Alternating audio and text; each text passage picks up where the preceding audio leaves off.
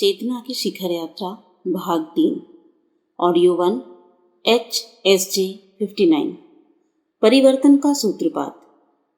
पूर्व में लालिमा बिखेरते हुए सूरज ने झांका था। कल कल बहती हुई गंगा की धारा में उसकी स्वर्णिम आभा झिलमिलाने लगी थी। सविता का अभिवादन करते हुए वृक्ष झूम रहे थे। कलरव करते हुए पक्षियों ने उसके स्वागत में जैसे कोई गान शुरू किया था। आषाढ़ के महीने में बहने वाला मंद समीर गंगा के तट पर लगे पुष्प पादपों और उपवनों से गंध बटोरकर यहाँ वहाँ बिखेर रहा था। तट पर बैठे जब तक करते साधकों को प्रतीत हो रहा था कि नया दिन शुरू हुआ है। प्रकृति उत्सव मना रही है। उत्सव के रंग हरिद्वार के सप्त सरोवर क्षेत्र में बने शांति कुंज में पूरी छटा के साथ बिखर रहे थे। वहां उत्साही साधकों का समूह एकत्रित हो रहा था। लोग आते जाते रहे थे। पहले आए साधक आश्रम में जहां जगह मिल गई ठहर गए। नए आगंतुक प्रवेश द्वार पर कुछ देर ठिठक कर आश्रम की ऊपरी मंजिल की ओर दोनों हाथ उठाकर प्रणाम की मुद्रा में खड़े हो जाते। कुछ देर रुकते और फिर आगे बढ़ जाते। यह 21 जून 1971 की सुबह थी। अभी हाल ही में बनकर तैयार हुए शांति कुंज में उत्सव का माहौल था। शांत उत्सव। लोग उत्साहित थे, आतुर भी थे, लेकिन उनकी उपस्थिति कोई कोलाहल नहीं मचा रही थी। वे कुछ समय और अपने इष्ट आराध्य के सानिध्य में रह लेने की आकांक्षा से यहाँ पहुंचे थे। 5 दिन पहले मथुरा में आरंभ और कल ही संपन्न हुए विदाई सम्मेलन से परिजनों तक यह संदेश अच्छी तरह पहुंच गया था कि गुरुदेव से मथुरा में अब भेंट नहीं हो सकेगी। बहुतों को तो यह भी लगा था कि गुरुदेव से अब कभी भेंट नहीं हो सकेगी। गुरुदेव ने अपने संदेश में यद्यपि कहा था कि वे प्रत्यक्ष रूप से जा रहे हैं, लेकिन परिजन उन्हें हमेशा अपने आसपास ही अनुभव करेंगे। मथुरा में और क्षेत्र में वे सशरीर नहीं जाएंगे, लेकिन उनकी उपस्थिति और सानिध्य अब की तुलना में और गहन रहेगी। इस आश्वासन के बावजूद भावुक स्तर के परिजन शांति कुंज पहुंचे थे। उनमें से कुछ तो विदाई सम्मेलन का उद्बोधन पूरा होते ही यहाँ आ गए थे। गुरुदेव और माताजी कल शाम ही 8 बजे के आसपास शांति कुंज पहुंचे थे। यहाँ पहुंचते ही माताजी ने अखंड दीपक की स्थापना की थी। पहली मंजिल पर बने गर्भगृह में आदिशक्ति वेद माता की छवि पहले ही विराजित थी। अखंड दीपक की स्थापना के समय वहां गुरुदेव और माताजी के साथ देव कन्याएं थीं। नीचे परिसर में मथुरा के विदाई सम्मेलन से और सीधे क्षेत्र से आए परिजन हाथ बांधे गायत्री मंत्र का जप कर रहे थे। भाव जगत में गहरे उतर गए परिजनों ने अनुभव किया कि वे अखंड दीपक के सामने खड़े मातृ सत्ता की आराधना कर रहे हैं। मार्गदर्शक सत्ता के प्रतीक दीपक का आलोक उन्हें भी सराबोर कर रहा है। परिसर में जप ध्यान कर रहे परिजनों में कुछ ने आकाश की ओर नजरें उठाई और देखा नभमंडल में तारे टिमटिमा रहे हैं। अमावस्या से 1 दिन पहले की निशा ने काली चादर ओढ़ ली और उस पर टके हुए तारे इस तरह झिलमिला रहे हैं जैसे कोई दैवी सत्ता इस क्षण की साक्षी बन रही हो। शांति कुंज में जो क्षण घट रहा था उसे देखकर वह सत्ता मानो पुलकित हो रही हो। परिजन जप ध्यान में निरत थे कि यकायक आकाश में जैसे बिजली कौंधी। उसका तेज प्रकाश परिसर में लपका और बादलों की गड़गड़ाहट सुनाई दी। क्षण भर पहले तो आसमान साफ था, बादलों की एक हल्की सी टुकड़ी भी नहीं थी। कृष्ण पक्ष की चतुर्दशी मास की शिवरात्रि की उस शिथिल बेला में क्षण भर पहले रात्रि की देवी आनंद मनाती दिखाई दे रही थी। क्षण भर बाद ही पता नहीं किस दिशा से बादल आ गए और गरजने लगे। विद्युत मालिका के रह रहकर कौंध जाने का रहस्य भी परिजनों को समझ नहीं आया। जानने के लिए उन्होंने आंखें खोली और आकाश की तरफ देखा। वहां उन्हें विचित्र दिखाई दिए। बिजली की चकाचौंध लुप्त हो गई थी और तारों की चमक भी फीकी होने लगी थी। वे दिखाई दे रहे थे, इसका आशय था कि बादलों ने तो अपनी उपस्थिति कहीं भी नहीं बताई। कुछ समझे इससे पहले ही परिजनों ने अनुभव किया कि आकाश में एक त्रिशूल प्रकट हुआ है। त्रिशूल की उस आकृति में फलक के पास एक डमरू भी बंधा हुआ है। निरभ्र आकाश में वह त्रिशूल आरती की तरह गति कर रहा है। त्रिशूल की आकृति स्पष्ट होते ही तत्क्षण जटाजूट धारी एक सन्यासी की आकृति स्पष्ट होने लगी। उस आकृति ने त्रिशूल ग्रहण कर रखा था। परिजनों को बोध होने में क्षण भर भी नहीं लगा कि सदाशिव महाकाल की इस रूप में प्रकट हुए हैं। यह आभास क्षण भर के लिए ही था, जिन्हें अनुभूति हुई उन्होंने यह भी समझ लिया कि भावन भगवान महाकाल इस क्षण की दिव्य महिमा निनादित करते हुए प्रकट हुए हैं। फिर साधकों को कुछ ही पल में सब कुछ सहज और पूर्ववत प्रतीत होने लगा। दृश्य विलीन होने पर उनमें से कुछ ने एक दूसरे की तरफ देखा पर कहा कुछ नहीं। उन्हें लगा जैसे यह दृश्य सिर्फ उन्हें दिखाई दिया। उन्होंने इस अनुभूति को दोहराया भी नहीं। एकाध ने सिर्फ इतना ही कहा, दिव्य भूमि है यह। उस अनुभूति को अपनी चेतना में सहेज कर रखते हुए परिजन यहाँ वहां बिखर गए, अपना आश्रय तलाशने लगे। शांति कुंज में तब निर्माण कार्य चल ही रहा था। भवन में कुछ कमरों के अलावा पीछे कुछ कुटीर बने हुए थे।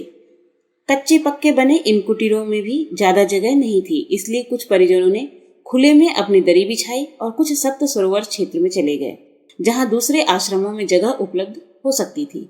सप्त सरोवर की बात चली तो इस क्षेत्र से थोड़ा परिचय करते हुए चले। 7 ऋषियों के लिए 7 धाराओं में बंटकर उनके तप का संरक्षण करने वाली कथा प्रसिद्ध है। वह क्षेत्र गंगा की वर्तमान धारा और उनके किनारे तक सीमित नहीं था। पश्चिम में शिवालिक पहाड़ियों से लेकर पूर्व में कदली वन तक गंगा का विस्तार था। जिस जगह आज शांति कुंज है, यहाँ भी किसी समय भगवती गंगा सदा नीरा के रूप में प्रत्यक्ष बहती थी। पौराणिक उल्लेखों और सिद्ध संतों की सन्मति में सप्तर्षि काल में जो सुनिश्चित थी, उन उल्लेखों के अनुसार यह क्षेत्र वशिष्ठ और विश्वामित्र की तपस्थली रहा है। सन 1920 तक यहाँ एक छोटा सा मंदिर था। उसमें 2 ऋषियों की प्रतिमाएं थीं। श्रद्धालु उन प्रतिमाओं को शिव का विग्रह मानकर पूजते थे। मंदिर की देखभाल नहीं हो सकी। सन 1926 में आई बाढ़ में वह संरचना बह गई और दोबारा उसका निर्माण नहीं हो सका। निकट आई गंगा की धारा तब कदली वन के पास से बहती थी। सप्त सरोवर में रहने वालों को तब स्नान के लिए करीब 2 किलोमीटर दूर जाना पड़ता था। 1968 में गुरुदेव ने शांति कुंज के लिए वर्तमान समय का स्थान का चयन किया। तब भी यही स्थिति थी। जगह खरीद लेने के बाद निर्माण आरंभ हुआ। उसकी देखरेख के लिए यहाँ कुछ कार्यकर्ताओं को नियुक्त कर दिया गया। वे गुरुदेव के काम को पूरे मनोयोग से करते। विजन एकांत में होने वाली कठिनाइयों को निर्माण का ही एक हिस्सा मानकर वे दिन रात जुटे रहते। बस एक ही स्थिति खलती थी कि गंगा स्नान के लिए 2-2.5 किलोमीटर चलकर जाना पड़ता था। उसके लिए उन्होंने किसी से कुछ कहा नहीं। उस समय निर्माण की देखरेख कर रहे रामचंद्र सिंह बताया करते थे कि जुलाई 1969 में गुरुदेव यहाँ आए। उस समय मन में सिर्फ भाव ही आया था, कहा कुछ नहीं था। गुरुदेव ने स्वतः कहा, रामचंद्र, तुम लोगों को गंगा स्नान के लिए बहुत दूर जाना पड़ता है ना। रामचंद्र सिंह चुप रहे। उन्हें लगा कि गुरुदेव ने मन के भाव पढ़ लिए हैं। गुरुदेव फिर बोले, आगे से गंगा स्नान के लिए जाना कष्टप्रद नहीं होगा। रामचंद्र सिंह समझे कि गुरुदेव शायद कुछ वाहन आदि का प्रबंध कराएंगे या यहीं कोई झील या कुइयां बनवा देंगे। इतना कहने के बाद गुरुदेव ने निजी और पारिवारिक विषयों पर चर्चा की, निर्माण के बारे में कुछ निर्देश दिए और शाम तक रुक कर चले गए। गंगा स्नान के बारे में गुरुदेव से हुई बातचीत कुछ ही दिनों में रामचंद्र सिंह भूल गए। वे शांति कुंज के काम में लीन हो गए। गुरुदेव के इस प्रवास के महीने भर बाद तेज बारिश हुई। गंगा में बाढ़ आई। हफ्ते 10 दिन तक सप्त सरोवर क्षेत्र में पानी भरा रहा। पुस्तों से टकराती हुई धारा इस तरह बहने वाली वहीं की होकर रह गई। बाद में यही मुक्त धारा बन गई। प्रशासन ने किनारे ही घाट बनवा दिए और गंगा की यही धारा मुक्त धारा बन गई। निर्माण कार्य में लगे कार्यकर्ताओं ने अनुभव किया कि यह गुरुदेव की कृपा से संभव हुआ है। उन्होंने हमारे लिए ही नहीं, उन लोगों के लिए भी गंगा मैया को समीप बहने को ला दिया जो भविष्य में शांति कुंज आएंगे, यहाँ रहेंगे और कुछ दिन रहकर फिर आते जाते रहेंगे।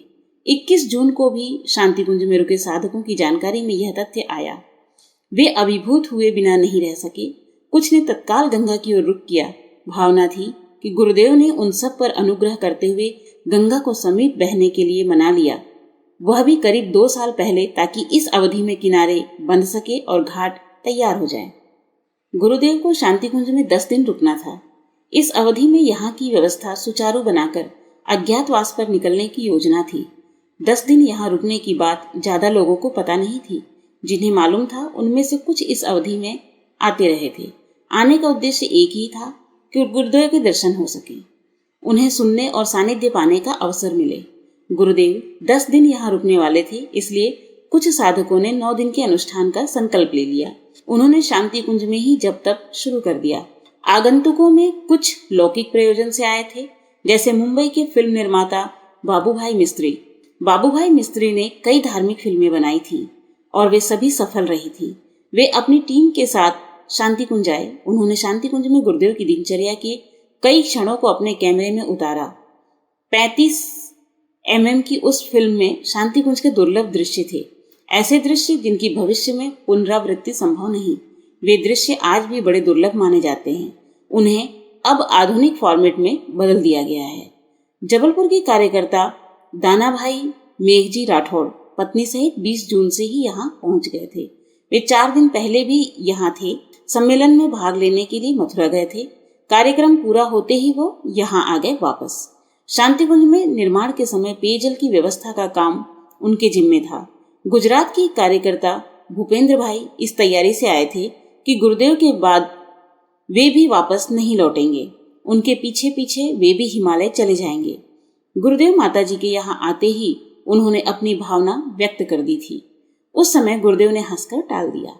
गुरुदेव की हंसी को भूपेंद्र भाई ने स्वीकृति माना और 3-4 दिन तक उसी भावभूमि में विचरते रहे। एक संध्या वार्ता में उनके मन की गुत्थी सुलझी। गुरुदेव ने समझाया कि युग धर्म निभाना ही तुम्हारा कर्तव्य या गुरु का आदेश है। उसके पालन में जो कष्ट और असुविधा हो वही तप है। यज्ञ प्रभु के चरणों में। गुरुदेव माताजी के शांति कुंज आ जाने पर 2 दिन बाद शांति कुंज की पहली मंजिल पर स्थित गायत्री मंदिर के सामने आरती स्तवन में साधक आने लगे। गुरुदेव भी आरती में सम्मिलित होते थे। तब साधकों को उनके दर्शन और प्रणाम का अवसर मिल जाता। 10 दिन की अवधि में 3 अवसर ऐसे भी आए जब शाम को 4-5 बजे के आसपास गुरुदेव नीचे उतरे। कुछ समय कार्यालय के सामने प्रांगण में रुके और शांति कुंज आए परिजनों से बातचीत की। उनके मन में उठने वाले प्रश्नों और संदेहों का निराकरण किए। कुछ प्रसंग ऐसे भी उठे जिसमें देश दुनिया के भविष्य की चर्चा की। इसमें नए मनुष्य की संभावना का विषय भी आ गया था। संभवतः दूसरे दौर का प्रसंग है। उसमें महायोगी श्री अरविंद के एक अनुयायी नील रत्नम भी थे। इस प्रसंग से पहले उन्होंने गुरुदेव को कभी देखा नहीं था। शांति कुंज के सामने से निकल रहे थे कि अचानक रुक गए और भीतर चले आए। वहां गुरुदेव परिजनों से घिरे हुए थे। नील रत्नम ने एक झलक भर देखा कि गुरुदेव के चरणों में दंडवत लेट गए। कहने लगे कि आप ही हैं वह दिव्य पुरुष जिनके दर्शन मैं ध्यान में करता हूँ। श्री माँ ने आपके बारे में ही संकेत किया है, उन्होंने यहाँ भेजा है। गुरुदेव ने नील रत्नम से उठने के लिए कहा और उसके कंधों पर हाथ रखा। उसे आश्वस्त किया कि तुम ठीक कह रहे हो। नील रत्नम ने बाद में बताया कि आश्रम के सामने वह अपने आप नहीं रुके थे, निकल रहे थे और द्वार के पास से गुजर ही रहे थे कि श्री माँ की पुकार सुनाई दी। वे कह रही थी, यही है महर्षि विश्वामित्र की तपस्थली। जिस यज्ञ पुरुष को तुम ध्यान में देखते हो वह महासिद्ध यही और अभी विद्यमान है। नील रत्नम को ध्यान की अवस्था में एक विराट महायज्ञ होता दिखाई देता था। यज्ञ स्थल पर बने कुंडों में उठती हुई ज्वालाओं में से एक आकृति के दर्शन होते थे। ज्वालाओं के शीर्ष जीवा उस आकृति की केश राशि में बदल जाती और मध्य भाग तप्त वर्ण के मुखमंडल में रूपांतरित हो जाता। गुरुदेव को देखते ही नील रत्नम की चेतना में यह दृश्य कौंध उठा। वह उनके चरणों में लेट गया। दंडवत प्रणाम करने के बाद उठा तो अपलक गुरुदेव को देखने लगा। उसको चेत तब आया जब गुरुदेव ने कहा कि प्रत्यक्ष में लौटो नील रत्नम, अपनी अनुभूति को इस तरह सार्वजनिक मत करो। नील रत्नम ने जिस समय गुरुदेव के सामने आत्मनिवेदन किया, ठीक उसी दिन पांडिचेरी में श्री माँ ने एक साधक विमला जालान को बताया, नील अपने यज्ञ प्रभु के पास पहुंच गया है। वह वहां भी नहीं रुकेगा क्योंकि वह सिद्ध संत भी उस स्थान से आगे जाने वाले हैं। यह संयोग इस बात का एक और प्रमाण है कि ईश्वर ने इस जगत में अपने आप को व्यक्त करने की योजना बन ली है।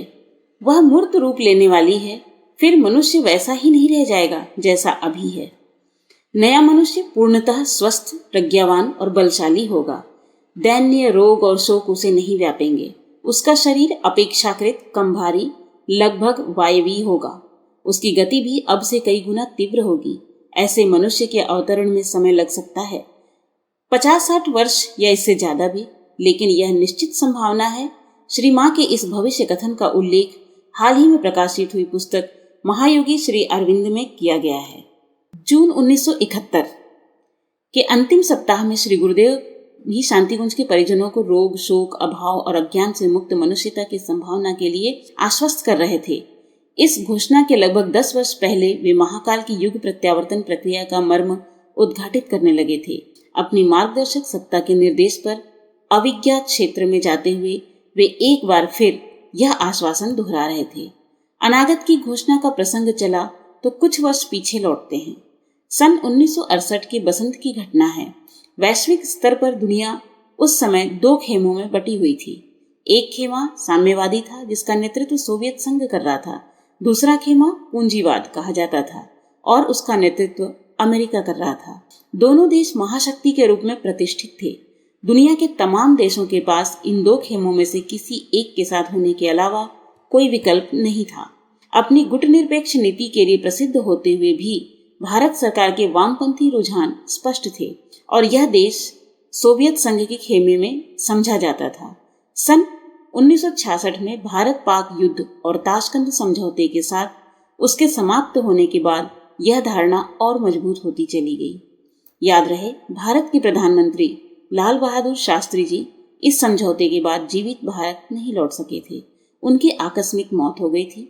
इस घटना चक्र के जो भी प्रभाव परिणाम हुए हों वे कई स्तरों पर दिखाई दे सकते हैं। एक प्रभाव तो स्पष्ट ही था कि भारतीय राजनीति में पूंजीवादी साम्यवादी धाराएं चमचमाती चिंगारियां उगलती तलवारों की तरह टकराने लगी थी। वामपंथी और दक्षिणपंथी रुझानों में टकराव के चलते भारत में भी राजनीतिक और औद्योगिक वातावरण प्रभावित हो रहा था। उत्पादन में लगातार गिरावट, कृषि का ह्रास, राजनीति में अस्थिरता और समाज में विग्रह की काली छाया फैलती जा रही थी। 1967 में अरब इजराइल युद्ध, यूनान में सैनिक तख्तापलट, अमेरिका के गांधी कहे जा रहे मार्टिन लूथर किंग की हत्या आदि घटनाएं इन टकरावों को चिन्हित कर रही थी। भारत में भी जातिवाद, भाषा, प्रांत और क्षेत्रीयता का बोलबाला बढ़ रहा था। 1966 में प्रधानमंत्री लाल बहादुर शास्त्री की मृत्यु के बाद राजनीतिक अनिश्चय का दौर शुरू हो गया। इस दौर में सर्वहारा और खुली प्रतियोगिता का द्वंद्व इस कदर बढ़ गया कि चौथे आम चुनाव संपन्न होने के बाद भी वह थमने का नाम नहीं ले रहा था, बल्कि और बढ़ ही रहा था। उन परिस्थितियों से क्षुब्ध केंद्रीय नेता गुलजारीलाल नंदा जी ने जनवरी 1968 में गुरुदेव के पास मथुरा आए। वे 1964 और 66 में 2 बार भारत के कार्यवाहक प्रधानमंत्री रह चुके थे। अपनी निर्मल और उज्जवल छवि के कारण संगठन और सरकार में उनकी अच्छी प्रतिष्ठा थी। गायत्री तपोभूमि में गुरुदेव उन्होंने तत्कालीन राष्ट्रीय और अंतर्राष्ट्रीय परिस्थितियों पर चर्चा की। स्पष्ट किया कि दुनिया विचारों और विश्वासों की टक्कर में उलझ कर रह गई है। इसका कहीं कोई अंत दिखाई नहीं दे रहा। गुरुदेव ने कहा था, परिस्थितियां बदलेंगी। सूरज की तरह मुझे यह साफ दिखाई दे रहा है कि दुनिया में न साम्यवाद रहेगा न ही पूंजीवाद। दोनों जल्दी ही क्षीण होने लगेंगे और इस सदी का अंत होने से पहले विदा हो जाएंगे। गुरुदेव ने यह बात सहज भाव से कही थी, लेकिन गुलजारीलाल नंदा इससे बहुत आश्वस्त हुए। उन्होंने गुरुदेव की बात पूरी होते ही पूछा, अगर दोनों विचारधाराएं और पद्धतियां क्षीण हो जाएंगी तो भविष्य को कौन सा प्रवाह नियंत्रित करेगा? गुरुदेव ने कहा था, वैज्ञानिक आध्यात्मवाद। भविष्य में यही विचार, विश्वास या प्रवाह विश्व समाज को दिशा देगा। सुनकर विभोर हो उठे थे गुलजारीलाल नंदा। उन्होंने पुलकित होकर कहा, आप संत हैं। जाने माने इतिहासकार अर्नाल्ड टाइनबी ने भी यही बात घुमा फिरा कर कही है। उनके एक व्याख्यान की रिपोर्ट मैंने अपने सचिवालय में देखी है। उन्होंने कहा कि 21वीं शताब्दी में जीवन के सभी क्षेत्र धर्म चेतना से संचालित होंगे। अभी जो टेक्नोलॉजी फैलती दिखाई दे रही है उसका स्थान धर्म ले लेगा। गुलजारीलाल नंदा की बात सुनकर गुरुदेव ने और स्पष्ट किया कि सभी जागृत और चैतन्य आत्माओं को इस तरह की स्फुरना हो रही है। भगवान उनके माध्यम से सामान्य लोगों तक को भविष्य के प्रति आश्वस्त रहने का संदेश पहुंचा रहा है। 1968 की इस घटना की चर्चा 3 साल बाद शांतिकुंज में फिर उठ गई थी। उथल पुथल अब भी कम नहीं हुई थी, बल्कि बढ़ी थी। उन स्थितियों से चिंतित परिजनों को गुरुदेव का प्रस्थान और विकल कर देता था। गुरुदेव आश्वासन उन्हें बल प्रदान करते थे। 10 दिन की इस अवधि में परिजनों के अलावा कुछ ऐसे लोगों का आना भी हुआ जो राजनीतिक और सामाजिक क्षेत्र में सक्रिय थे। गायत्री परिवार के कार्यक्रमों में वे सहयोगी सदस्य के रूप में सम्मिलित होते थे। उनका ज्यादा समय राजनीति और समाज सेवा के क्षेत्र में बीतता, पर वे गायत्री परिवार के संपर्क में भी रहते। गुरुदेव के अज्ञातवास की सूचना उन्हें भी विचलित कर गई। महाराष्ट्र के एक सामाजिक कार्यकर्ता मोहन पैठणकर ने शांति कुंज की एक सायंकालीन गोष्ठी में अपना परिचय दिया। वे सर्वोदय आंदोलन से जुड़े थे। एक जगह टिक कर रहने के बजाय घूम घूम कर ग्राम स्वराज्य के विचार का प्रचार करते थे। अन्य सर्वोदयी कार्यकर्ताओं की तरह उन्हें भी प्रतीत होने लगा था कि राजनीति का वर्चस्व बढ़ता जा रहा है। वह जीवन के सभी क्षेत्रों में हावी हो रही है। समाज में और भी समस्याएं फैली हुई हैं। महंगाई, अभाव, बेकारी, अशिक्षा, अपराध और असुरक्षा ज्यादा बड़ी समस्या है। इनके कारण लोगों का जीवन दिनों दिन कठिन हो रहा है, लेकिन इनकी चर्चा कोई नहीं करता। राजनीतिक उठापटक और बनते बिगड़ते समीकरण की चर्चा इतनी ज्यादा हो जाती है कि बाकी और मुद्दे पीछे छूट जाते हैं।